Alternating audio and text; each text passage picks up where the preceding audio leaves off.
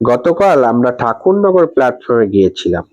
25শে December মানেই শুধু উৎসব নয়, এটা ভালোবাসা ভাগ করে নেওয়ার দিন।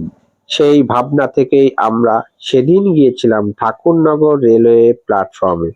চারদিকে ট্রেনের শব্দ, বাস্তব মানুষের যাতায়াত, আর তার মাঝেই নীরবে বসে থাকা কিছু মানুষ যাদের জীবনে উৎসব আসে খুবই কম। কারো গায়ে ছেঁড়া জামা, কারো চোখে দীর্ঘ দিনের ক্লান্তি।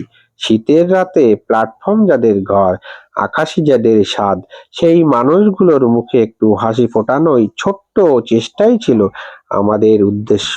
আমরা সঙ্গে নিয়ে গেছিলাম কিছু কেক আর কিছু কম্বল।